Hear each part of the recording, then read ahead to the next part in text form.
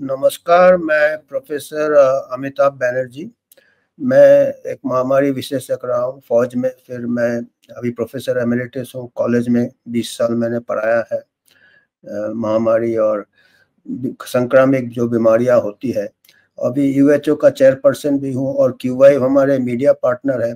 हम दोनों मिलके आप लोगों तक कुछ न कुछ रोज़ का जो हमारा हेल्थ के लिए, स्वास्थ्य के लिए कुछ बीमारियाँ जो के बारे में आप लोगों को जानकारी देना, और ऐसे जानकारी देते-देते हमको भी कुछ नए-नए जानकारी मिल जाता है, क्योंकि हमको भी थोड़ा शोध करना पड़ता है।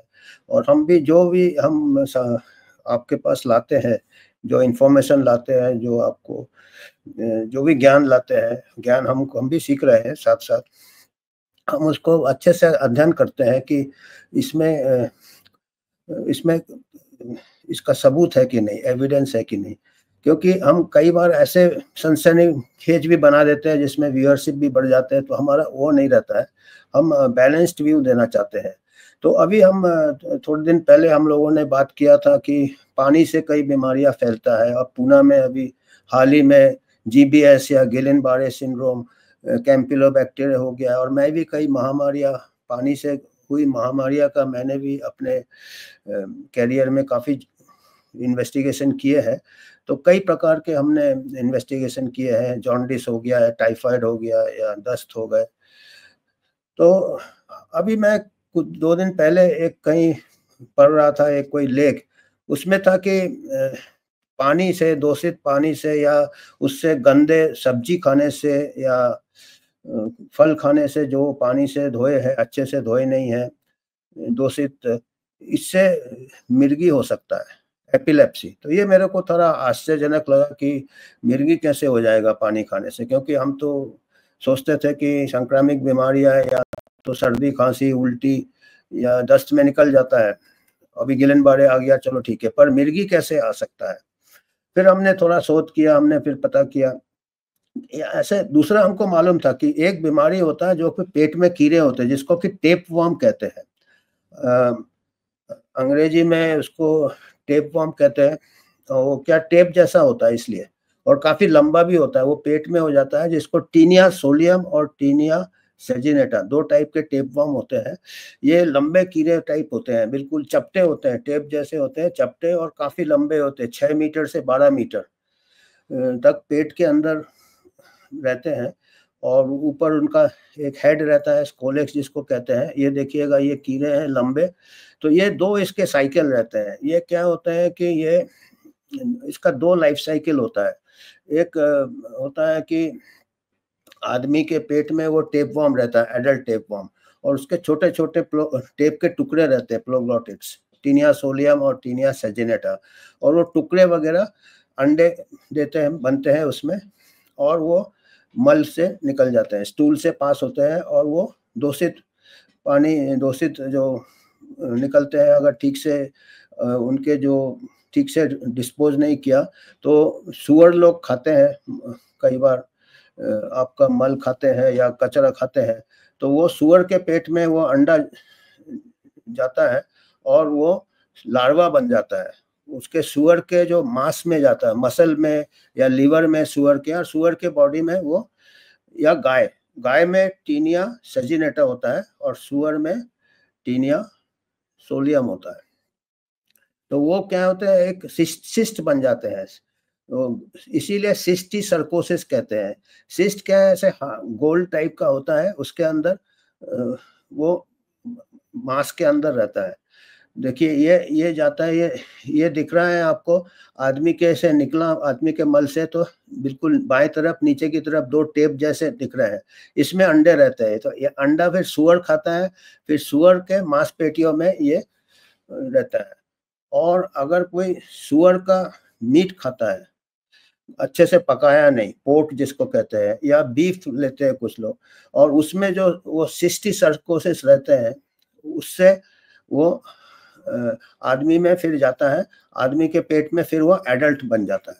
तो ये साइकिल चलता रहता है, ये साइकिल चलता रहता है। पर कई बार क्या होता है कि जैसे आपका जैसे सूअर या गाय मल से गंदा मल से दूषित पानी भी हो सकता है, क्योंकि हमारा आप देख रहे हैं अगर वाटर सप्लाई ठीक नहीं है, उसको जैसे रिवर में सीवेज ट्रीटमेंट ठीक से नहीं करते, कई जगह क्या करते हैं कि उसको फर्टिलाइजर जैसे इस्तेमाल करते हैं, सीवेज फार्मिंग करते हैं। तो फर्टिलाइजर जैसे या उसमें कंटेमिनेटेड पानी रहेगा, उसमें आपने सब्जी वगैरह ठीक धो लिया गंदे पानी से या अच्छे से धोया नहीं, या सब्जी को उगाया वहाँ पे, तो उसमें भी ये अंडे हो सकते हैं ये टेपवर्म के। और ये टेपवर्म के ये अगर हमारे पेट में जाता है, तो अभी जैसे सुअर में सिस्टिक सर्कोसिस होता है, ह्यूमन सिस्टिक सर्कोसिस भी हो सकता है। तो हमारे भी मसल में वो फैल जाता है और वो पड़ा रहता है, वो फैल जाता है, पड़ा रहता है, और कई बार क्या है हमारे ब्रेन में चला जाता है। तो वो ब्रेन में ऐसे नोड्यूल बने पड़े रहते हैं, जिसको ये देखिएगा, ये जो सफेद-सफेद आपको गोल-गोल दिख रहे हैं, ये एमआरआई में पता चल रहा है कि ये सिस्ट्स है, ये सिस्टिक सर्कोसिस है। और इससे कई बार ब्रेन के सिम्पटम्स हो सकते हैं आपको। ये देखिए छोटे-छोटे गोल-गोल जो दिख रहे हैं व्हाइट कलर के, ये एरो में दिखाए हैं हमने, येलो एरो में, ये सिस्टिक सर्कोसिस है। तो ये इससे क्या है कई बार मिर्गी भी हो जाता है, क्योंकि ये इससे ब्रेन का फंक्शनिंग को डिस्चार्ज करता है इलेक्ट्रिकली, तो एपिलेप्सी भी हो सकता है। तो ये हमको मालूम था, पर हमको जब हमने फिर आंकड़े देखे, हमने कुछ पेपर्स देखे, हमने कुछ टेक्स्ट बुक देखे कि भाई ये सिस्टिक सर्कोसिस कितना, एपिलेप्सी तो बहुत होता है हमारे देश में, इंडिया में 10 मिलियन केसेस एपिलेप्सी के एक समय है। आज की तारीख में 10 मिलियन लोग, 10 मिलियन या 13 मिलियन, 10 से 13 मिलियन लोग को एपिलेप्सी है। और उनमें से मैं किताब में पढ़ के हैरान हो गया कि 30% लोगों को एपिलेप्सी ये सिस्टिक सर्कोसिस की वजह से है, जो कि आपका कंटेमिनेटेड एग ले लिया है। एग मतलब वो टेपवर्म का एग ले लिया उन्होंने, और उनके बॉडी में फैल गया, जैसे सुअर के बॉडी में फैलता है, मांस में, कई बार लिवर में चला जाता है, कभी लंग में चला जाता है, कई बार आंख में भी चला जाता है। देखिए आंख का भी फोटो, तो आदमी अंधा भी हो सकता है, और फिर ब्रेन में भी जाके इसको एपिलेप्सी की बीमारी भी हो सकता है। तो ये टीनिया सोलियम से होता है ये सिस्टिक सर्कोसिस। जो दूसरा वाला होता है टीनिया सैजिनेटा से, उसका इतना नहीं है, पर टीनिया सोलियम के जो हुक्स रहते हैं और वो रहते हैं, और इसमें हुक भी नहीं रहता है। तो ये इसका साइकिल ऐसा है कि एडल्ट जो रहता है, बड़ा सा टेप रहता है, वो आदमी के पेट में रहता है, जिसके पेट में टेपवर्म हो जाता है, टेपवर्म इन्फेस्टेशन कह सकते हैं, या कीड़ा। ये देखिए लंबा सा टेप है, ये आदमी के पेट में पतला होता है, चपटा होता है, पतला होता है, और वो उसके टुकड़े अगर मल में निकलता है तो देख भी सकता है उसके टुकड़े निकल रहे हैं। तो वो अच्छे से अगर डिस्पोज हो जाए तो कोई कंटेमिनेशन नहीं होगा पानी। पर अगर कंटेमिनेटेड वाटर ये दूसरा कोई इंसान पी लेता है उसका वाटर में, उसके एग्स वगैरह, या फिर सुअर खा लेता है उसका मल, या कंटेमिनेटेड सॉइल, घास खाते हैं गाय वगैरह, वो घास में कंटेमिनेटेड है मल से, आपका ओपन एयर डेफिकेशन भी कई जगह भी होता है।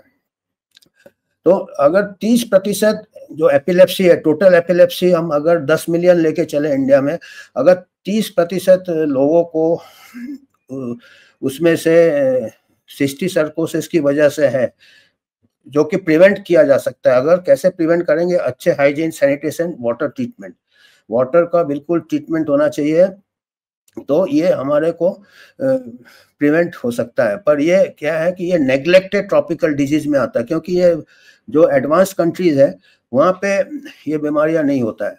और हमारे देश में क्या है कि देखिए अभी जो एडवांस कंट्री में आप अभी कभी जाएंगे यूरोप में, या इवन आप थाईलैंड, साउथ ईस्ट एशिया में भी जाएंगे, वहाँ का पानी जो टैप वाटर है वो पीने लायक होता है।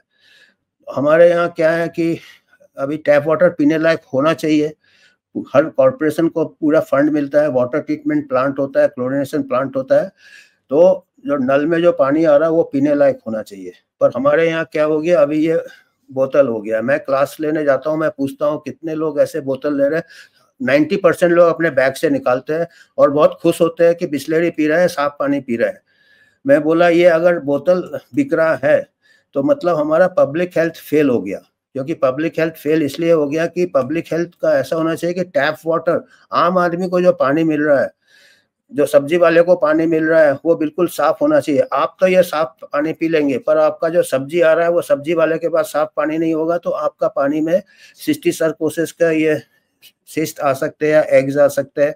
आप ये तो ये जो है ये कमर्शियल इंटरेस्ट है, ये आना मतलब हमारा पब्लिक हेल्थ फेल हो गया है। वेस्टर्न कंट्रीज में, जो डेवलप्ड कंट्रीज में टैप वाटर सर्टिफाई करता है हेल्थ अफसर के पीने लायक है, और लोगों को विश्वास है कि टैप वाटर इज ड्रिंकेबल। तो हमको ये मैसेज देना था कि हम लोग हमको खाली एक चीज नहीं है, हमारे को जब तक हमारा water supply of high standard ना हो, हर इंसान के पास, आप तो खुद ये पी लेंगे, इससे पी लेंगे या पानी बॉईल कर देंगे, अभी जैसे गिलन बारे हुआ पब्लिक हेल्थ आप बॉईल करके पियो, इससे पियो, उससे प्रॉब्लम नहीं सॉल्व होता है।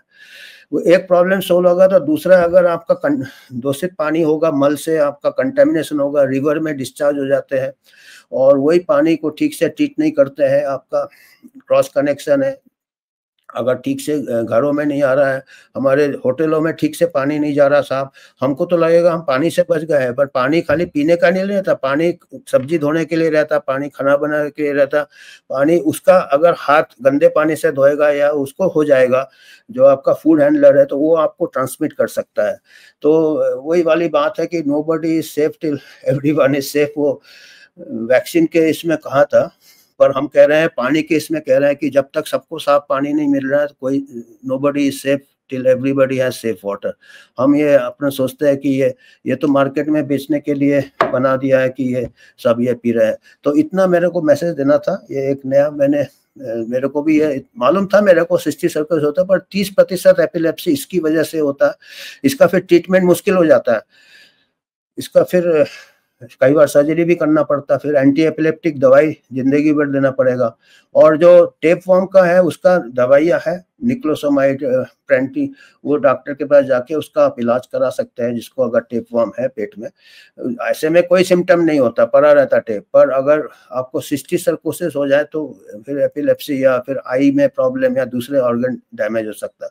तो ये हमको समाचार देना था। दूसरा, आपको मालूम है कि हमारा WHO है एक, हम ऐसा काम करते हैं कि बिगर कोई फार्मा के सपोर्ट या बिना कोई पॉलिटिकल एफिलिएशन से, आपको एक हमारा ऑर्गेनाइजेशन है जो रजिस्टर्ड है, और हम जो क्राउड फंडिंग से हम चाहते हैं कि हम रेज करें फंड्स और उससे और रिसर्च करें, या फिर आपके हित में हेल्थ मैसेजेस लाएं।